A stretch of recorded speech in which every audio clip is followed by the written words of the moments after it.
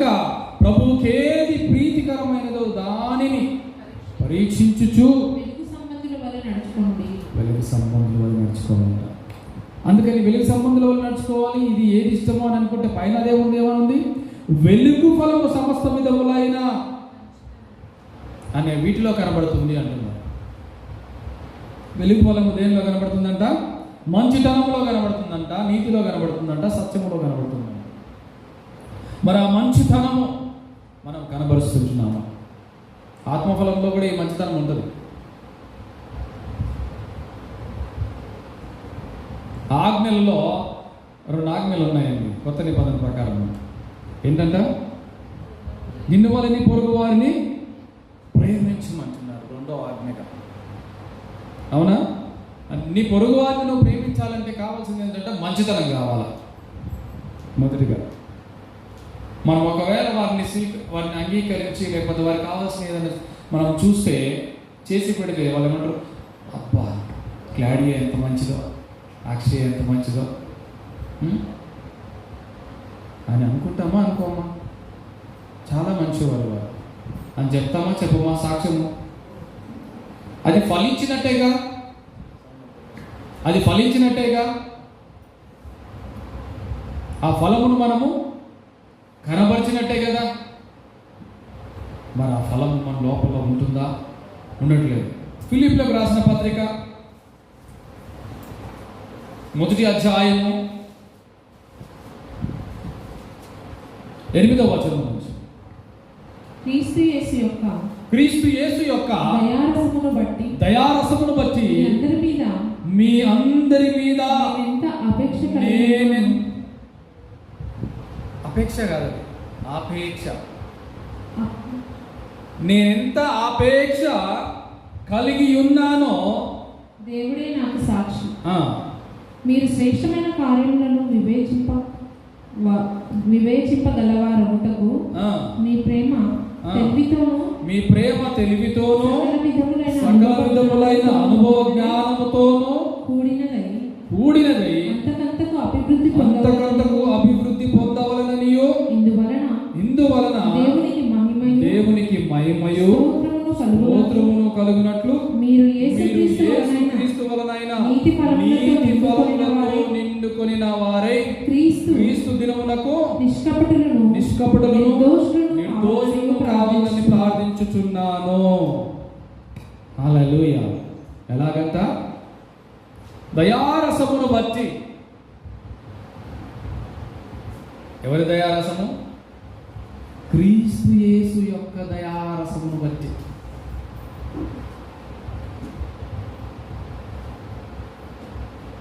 మీరు పుల్లై తిన్నారనుకోండి, మా మొహం ఎట్లా ఉంటుందో ఒకసారి. పుల్లటి మామిడికాయ తిన్నారు, ఈ మొహం ఎట్లుంటుంది? ఎక్స్ప్రెషన్స్ ఎట్లుంటాయి? ఏంటి సంగీతం? పుల్లటి మామిడికాయ తిన్నావు, చింతపండు తిన్నావు, అప్పుడు ఎట్లుంటుంది నీ మొహం, నీ ఫేస్లో ఎక్స్ప్రెషన్? మరి దేవుని ప్రేమ, ఆ దయారసము నువ్వు పొందుకున్నప్పుడు ఈ ఎక్స్ప్రెషన్స్ అలాగ ఉండాలంట. నీ యొక్క ప్రేమ అలాగున బయటికి కనబడాలంట. ఇమ్మీడియట్గా చూపించేస్తారు. అది నోటికి రుచికి తగలగానే ఆ మొహం ఎట్ట పెడతారో కూడా తెలియదు. మళ్ళీ ఒకవేళ స్క్రీన్స్ ఏమంటారు, ఆ లాక్కి అది పెట్టాలి. స్క్రీన్కి లాక్ ఆ టైంలో పెట్టాలి, అది మరలా ఓపెన్ కాదు కూడా. ఎందుకంటే మళ్ళీ ఆ ఎక్స్ప్రెషన్ రావాలంటే రాదు. అవునా? మీకు తెలిసే విషయము, మీరు ఏ ఎక్స్ప్రెషన్స్తో అయితే ఆ స్క్రీన్ని లాక్ చేస్తారో, ఫేస్ అద్దె పెడితేనే అది ఓపెన్ అవుతుంది, లేకపోతే ఓపెన్ అవ్వదు. అవునా కాదా? మీరు ఇటువంటి పుల్లటి తిన్నప్పుడు ఎక్స్ప్రెషన్ ఆ ఫేస్ లాక్లు పెట్టుకోండి, మరలా ఆ ఎక్స్ప్రెషన్ రావాలి అంటే అది తిన్నా కూడా రాదు. కానీ క్రీస్తు ప్రేమను మనం పొందుకుంటున్నాము. ఆ ప్రేమను ఎంత పొందుకున్నామో దాన్ని అంతగా చూపించే వారముగా ఉండాలి. ఆయన యొక్క దయారసమును బట్టి చూడండి, మీ అందరి మీద నేను ఎంత అపేక్ష కలిగి ఉన్నానో సాక్షి. మనకందరికీ ఉంటుందా అటువంటిది ప్రేమ? మీరు శ్రేష్టమైన కార్యములను వివేచింపగలవారగుటకు మీ ప్రేమ ఎలా ఉండాలంట? మీ ప్రేమ తెలివితోనూ సకల విధములైన అనుభవ జ్ఞానంతోనూ కూడినదై అంతకంతకు అభివృద్ధి పొందవలననియు కోరుకుంటున్నాడు. ఎలాగంట? ఇది అభివృద్ధి పొందాలంట. మంచితనమును మనం కలిగి ఉంటే ఎలాగా? మన ప్రేమ కూడా తెలివితోటే ప్రేమించేవారు అవుతాం. అది ఎలా సాధ్యము? ఏమండి, తెలివితో ప్రేమించడం ఏంటండి? నేనైతే మనసుతో ప్రేమిస్తానంటారేమో. దేవుని మాటలు తెలుసా? మాటతో కాక క్రియతో సత్యముతో ప్రేమించము అని. మన ప్రేమ క్రియలను చూపించాలంట. ఆ మంచితనం అక్కడ కనబడాలి. అంటే అన్నావులే పర్లేదు అని సర్దుకుపోయే మనసు మనకు కలిగి ఉండాలి. చేస్తే చేసావులే, ఏ కారణం చేత చేసావు తెలియదు కదా అనేటువంటి మంచితనము మన లోపల ఉండాలి.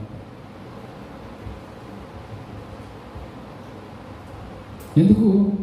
ఆ దయారసము మనం పొందుకున్నాం. శ్రమలు సహించిన ప్రేమ నాకై శాపము నోచిన ప్రేమ, శ్రమలు సహించిన ప్రేమ నాకై శాపము నోచిన ప్రేమ. ఆయన నా కొరకు, నా కొరకు, మనందరి కొరకు శ్రమలు సహించాడు. శాపమును, మనకు రావాల్సిన శాపమును ఆయన ఓర్చుకున్నాడు, ఆయన భరించి ఉన్నాడు. మరి ఆ ప్రేమను, అంత గొప్ప మంచితనమును మనము కలిగి ఉండలేకపోతున్నాం. తెలివితోనే ప్రేమించేవారు ఉండాలంట. మాటలు మాట్లాడుతూ ఉంటాము, పొరపాట్లు వచ్చేసాయి, ఫ్లోలో వచ్చేసాయి.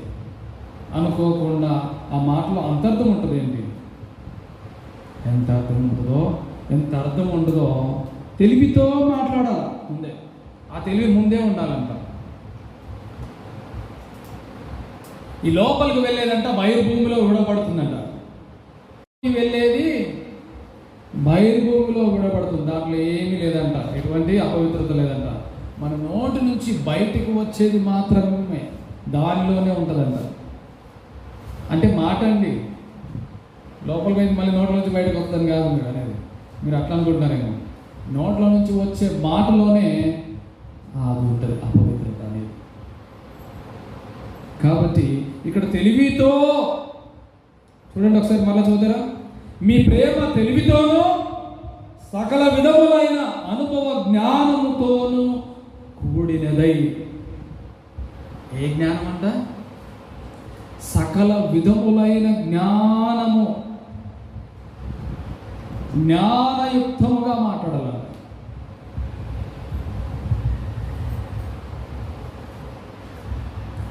ఆ జ్ఞానము ఎక్కడి నుంచి వస్తుంది? ఆ జ్ఞానము ఎలా పొందుకుంటాం? మనం దేవుణ్ణి అనుసరిస్తే పొందుకుంటాం. హల్లెలూయా! దేవుని అనుసరిస్తే పొందుకుంటాం, క్రీస్తుని అనుసరిస్తే పొందుకుంటాం. ఆయనను అనుసరించకపోతే ఈ యొక్క సకల విధములైన జ్ఞానము రాదండి. నువ్వు ఎలాగున్నావో అలాగనే ఉంటావు. మీకు మ్యాగ్నెట్ తెలుసా? ఒక ఐరన్ని, మ్యాగ్నెట్ని ఇలా దాన్ని చేయండి.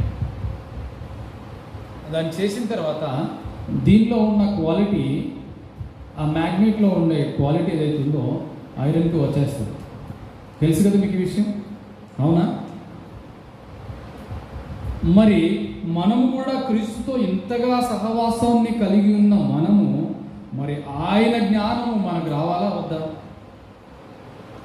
ఆయన తెలివి మనకు రావాలా వద్దా? ఆయనలో ఉన్న మంచితనమును మనం పొందుకోవాలా వద్దా? ఆ ప్రేమను మనం చూపించాలా వద్దా? చూపించాలా, పొందుకోగలగాలి. అప్పుడే నీవు నేను వెలుగు ఫలమును ఫలించేవారు అవుతాం. ఇక్కడ చూడండి, సకల విధములైనటువంటి అనుభవ జ్ఞానముతోను కూడినదై. అంతకంతకు అసలు ఈ మాటలు అర్థమవుతున్నాయో అర్థం అవ్వట్లేదు మీకు. సకల విధములైన జ్ఞానములంట, అనుభవ జ్ఞానం అంట. అన్ని జ్ఞానాలు కావాలా? అంత జ్ఞానం సంపాదించుకోవాలా? మళ్ళీ ఇంకోటి అనుభవ జ్ఞానం కూడా కావాలంట. ఈ అనుభవ జ్ఞానము ఇదంతా పొందుపరుచుకుని అంతకంతకు ఇంకా అభివృద్ధి పొందాలంట మనుషులు.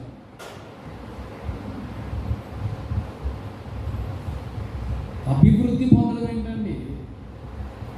ఇది అభివృద్ధి చేసుకుంటున్నామా మనము? ఈ ఫలమును అభివృద్ధి చేసుకుంటున్నామా మనము? ఈ ఫలమును మనము అభివృద్ధి చేయాలని కోరుకుంటూ ఉంటున్నారు ఇక్కడ దేవుడు. అభివృద్ధి పొందవలననియు, ఎందువలన దేవునికి మహిమయు స్తోత్రమును కలుగునట్లు యేసుక్రీస్తు వలనైన నీతి ఫలముతో నిండుకొనిన వారై క్రీస్తు దినమునకు ఆయన వచ్చేంత వరకు నిష్కపటులను నిర్దోషులను కావాలని ప్రార్థించుచున్నాను అంటున్నాడు.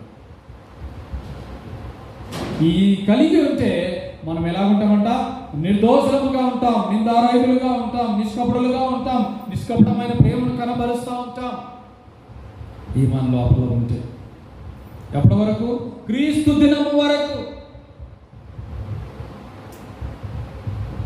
ఆయన రాకడ సమీపిస్తుండగా మనం ఇవన్నీ అలవాటు చేసుకోవాలి. ఈ మంచితనమును మనము